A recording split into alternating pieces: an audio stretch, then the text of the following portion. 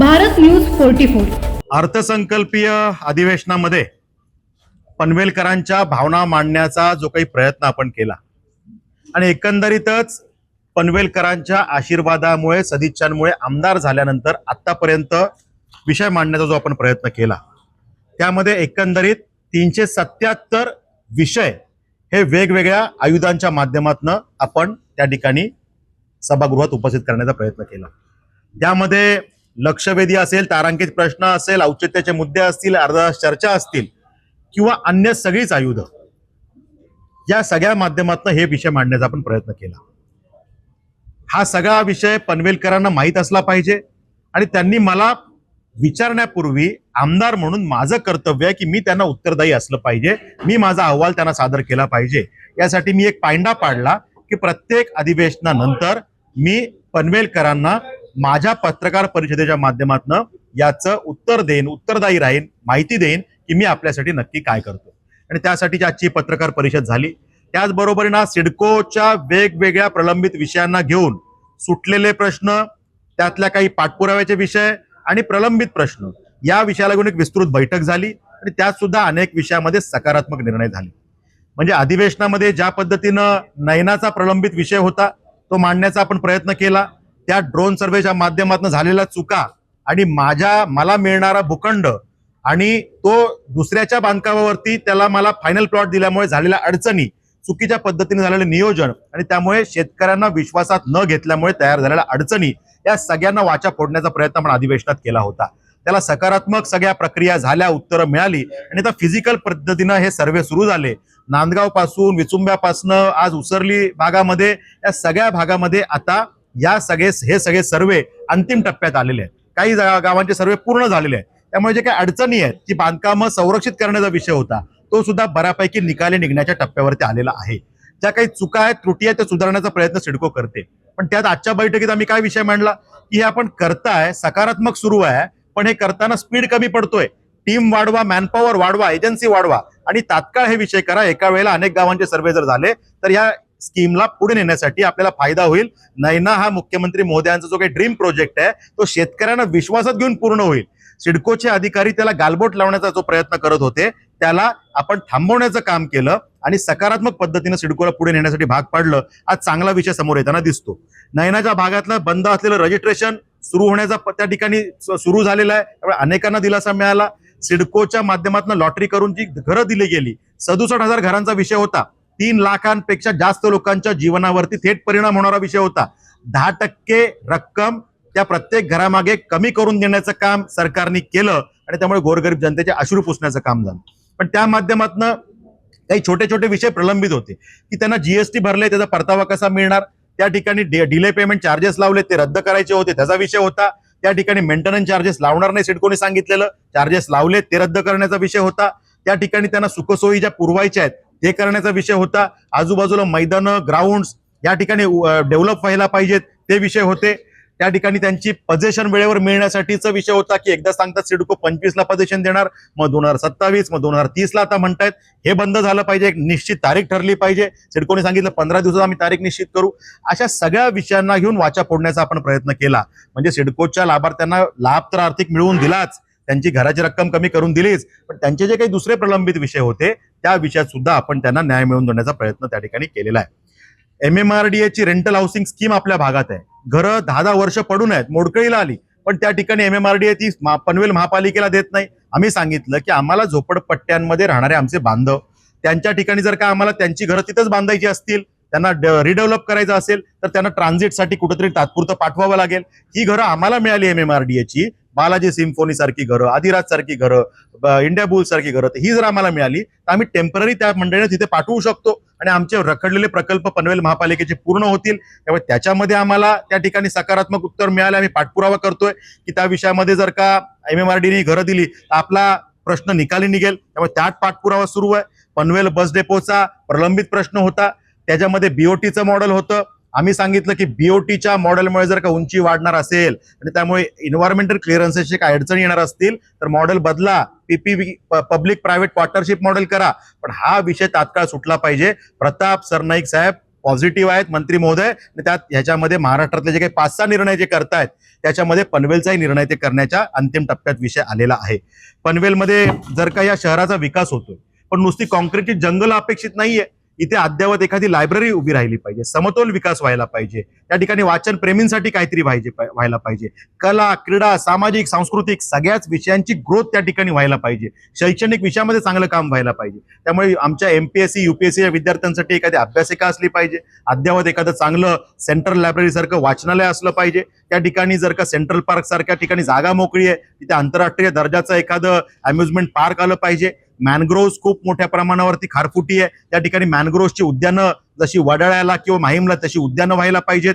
आंतरराष्ट्रीय दर्जाचं एक ॲक्वेरियम होण्याच्या विषयामध्ये जागेची मान्यता मिळालेली, आम्ही ती मिळवून घेतली. आता ते ॲक्वेरियम करण्यासाठीचा विषय असेल. नितेश राणेजींनी, मंत्री महोदयांनी ग्रीन सिग्नल दिला, प्रस्ताव सादर करण्याच्या अंतिम टप्प्यात आहे. त्यामुळे असे विषय असतील. ESIC हॉस्पिटलच्या माध्यमातून कामगारांसाठी स्वतःचं हक्काचं हॉस्पिटल ते करण्यासाठी महसूल डिपार्टमेंटकडनं जागा वर्ग करून घेण्याचा विषय असेल, तो अंतिम टप्प्यात आपण आणलेला आहे. BMTC कर्मचाऱ्यांचा विषय होता. 84 साली बस सेवा बंद झाली, अजून कुठलाच मोबदला मिळाला नव्हता. आपण निर्णय करायला लावला आणि विषय मार्गी लागला. 157 कोटीचं वाटप प्रत्येक बुजुर्ग नागरिकाला आमच्या तत्कालीन जो काम करत होते 10-10 लाखाची मदत त्या ठिकाणी मिळणार आहे, मोबदला मिळणार आहे, या विषयाला सुरुवात झाली. असे अनेक विषय सोडवण्याचा आम्ही त्या ठिकाणी प्रयत्न केला. नवीन पनवेल मधल्या सेक्टर 1 ते 11 या भागामध्ये जी घरं होती, रिडेव्हलपमेंटला गेल्यानंतर त्यांना आर्थिक भूर्दंड 1-1 कोटी रुपयाच्या आसपासचे रक्कम मागत होते. आम्ही रिडेव्हलपमेंटला मान्यताही मिळवून दिली आणि सिडकोची मुजोरी त्या ठिकाणी त्यांना कमी करायला सांगून तात्काळ आम्ही त्यात निर्णय करायला लावला आणि 1ही रुपया न भरता मान्यता, अशा पद्धतीने हे निर्णय आम्ही त्या ठिकाणी करून घेतले. मग अशा पद्धतीनं सगळ्याच विषयांमध्ये जे जे काही चांगलं करता येईल, या भागात एखादं इंडोर आउटडोर स्टेडियम असलं पाहिजे, रिक्रिएशन सेंटर असलं पाहिजे, अशा पद्धतीनं अनेक विषय आपण त्या ठिकाणी केले. वसई विरार अलिबाग कॉरिडॉरच्या विषयामध्ये ऍक्विजिशनला सुरुवात झाली होती 2012-13ला, मध्ये थांबलं होतं. आता पुन्हा सुरू झाल्यानंतर एका कोर्टाच्या निर्णयामुळे त्या ठिकाणी प्रशासकीय अधिकाऱ्यांनी सांगितलं की आम्ही तुम्हाला ठरलेल्यापेक्षा कमी रक्कम देऊ. आमच्या शेतकऱ्यांनी का बरं मान्य करावं? आम्ही त्या ठिकाणी आवाज उचलला, खालपासून वरपर्यंत सगळा अभ्यास केला आणि महसूल मंत्री महोदयांच्या दालनात बैठक लावून निर्णय करून घेतला आणि तात्काळ प्रशासनाला प्रस्ताव पाठवायला सांगितला की यामध्ये शेतकऱ्यांना जे काही रक्कम ठरली आहे तीच मिळाली पाहिजे. वाढीव मिळत असेल तर वाढीव द्या, पण कमी मात्र चालणार नाही, जी ठरली तेवढी द्यावी लागेल. अशा पद्धतीनं तो निर्णय आपण त्या ठिकाणी करून घेतला. त्या ठिकाणी महापालिकेला जो काही सिडकोच्या माध्यमातून प्लॉट पाहिजे, मी लक्षवेधी लावली होती, सभागृहात चर्चा झाली, पण तो प्लॉट अजून मिळत नाही. तो प्लॉट मिळण्यासाठीचा आग्रह 7-8 दिवसामध्ये तो निर्णय करण्याचं आश्वासन सिडकोने आजच्या बैठकीत दिलं. त्यामुळे ते विषय झाले. पार्किंगची समस्या दिवसेंदिवस जटिल होत चालली आहे. एका घरात 2-2, 3-3 गाड्या यायला लागल्या. भविष्यात या सगळ्या गाड्या रस्त्यावर दिसतील आणि म्हणून मग मी सांगितलं की तुम्ही आता मैदानं, उद्यानं यासाठी प्लॉट असलेच पाहिजेत, पण त्याचबरोबरीनं पार्किंगसाठी पण स्वतंत्र प्लॉटची व्यवस्था त्या ठिकाणी करा. त्यासाठी पण सकारात्मक उत्तर आम्हाला मिळालेलं आहे. त्याचबरोबरीनं शाळांना जे काही भूखंड दिले गेले त्याला लागून असलेले जनतेसाठीचे मैदानं ही शाळेला अटॅच करून दिली गेली आणि शाळेने त्याला कंपाऊंड मारून कुलूप लावून टाकलं. आम्ही सांगितलं की ते कुलूप तात्काळ उघडायचं आणि त्या ठिकाणी जनतेसाठी शाळेच्या वेळे व्यतिरिक्त ही मैदानं खुली करून द्यायची. त्यालाही त्या ठिकाणी सकारात्मक आम्हाला उत्तर मिळालेलं आहे. त्याचबरोबरीनं एक्स्ट्रा मैदानं ही जनतेसाठी करण्यासाठीची पण तरतूद करायला आम्ही सांगितलेलं आहे. त्या विषयात पण सिडको सकारात्मक आहे. महापालिकेला जे काही प्लॉट्स वेगवेगळ्या मार्केटसाठी किंवा वेगवेगळ्या उद्यानांसाठी पाहिजेत त्यासाठीचा पाठपुरावा सुद्धा आपण करतोय. त्यातही सरकार सिडको सकारात्मक आहे.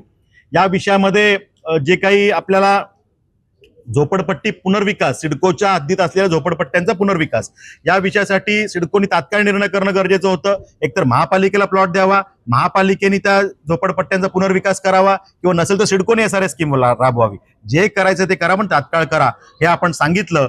1 महिन्यामध्ये त्यात निर्णय करण्याच्या विषयात त्या ठिकाणी सिडकोनी सांगितलेलं आहे. त्या ठिकाणी 2 विषय राज्यस्तरीय आपण मांडण्याचा त्या ठिकाणी प्रयत्न केला की ज्यामध्ये आमच्या युवा आयोगाची मागणी, महिला आयोग आहे, SC समाजासाठी आयोग आहे, ST समाजासाठी आयोग आहे, हे चांगल्या पद्धतीनं काम करतायत आणि त्या वर्गाला न्याय मिळवून देतात. मग युवा जो या देशाच्या अर्थव्यवस्थेचा आणि एकूण जडणघडणीचा कणा आहे, त्यासाठी एखादा वेगळा आयोग असला पाहिजे.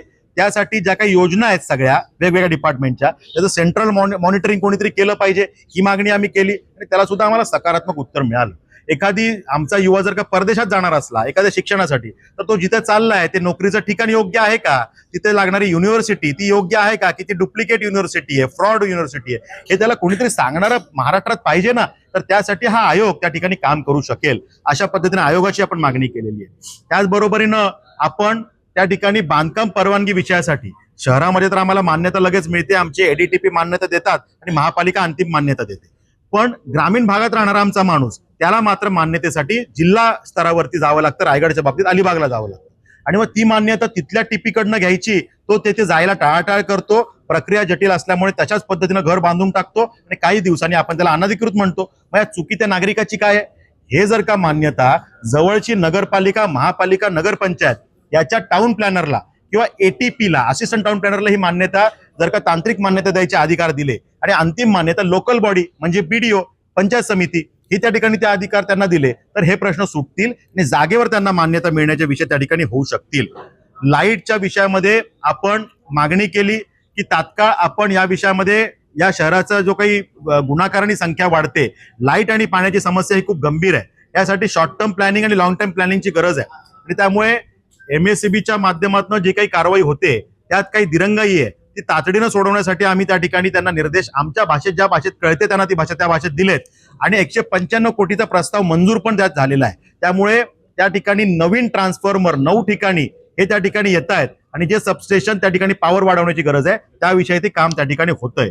पाण्याच्या विषयामध्ये शिलार डॅमचं रिझर्वेशन हे त्या ठिकाणी आपलं पनवेलचा हक्क त्यात मंजूर झालेला आहे.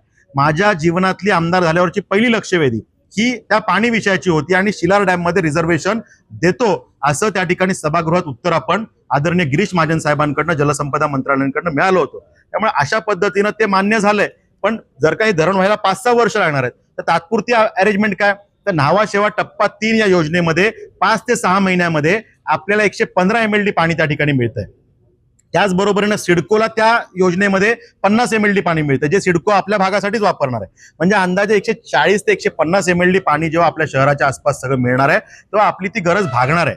आता ही अडचण आहे, ही मान्य आहे आणि त्यामुळे तात्काळ काय करता येईल याच्यावरती आपण प्रयत्न करतोय. पण पाणी विषयामध्ये आमदार म्हणून आपण नक्की काय करतोय हे सांगण्याचा या माध्यमातून प्रयत्न आहे.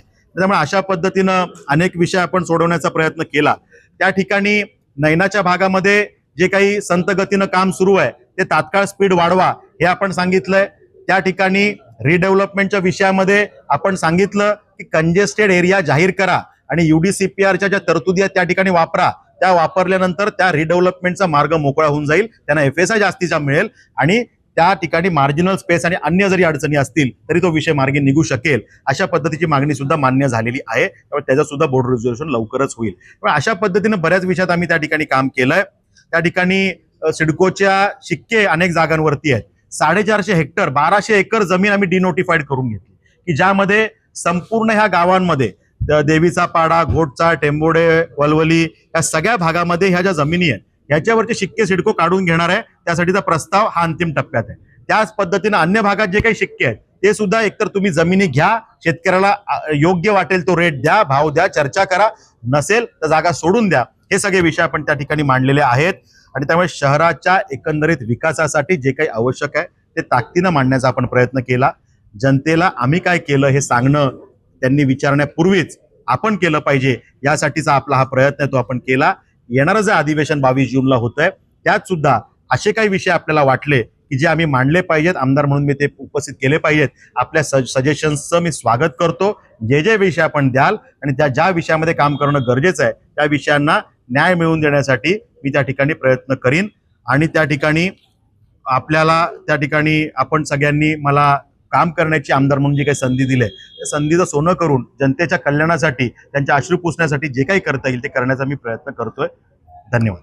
अशाच नवनवीन अपडेटसाठी बघत रहा भारत न्यूज 44.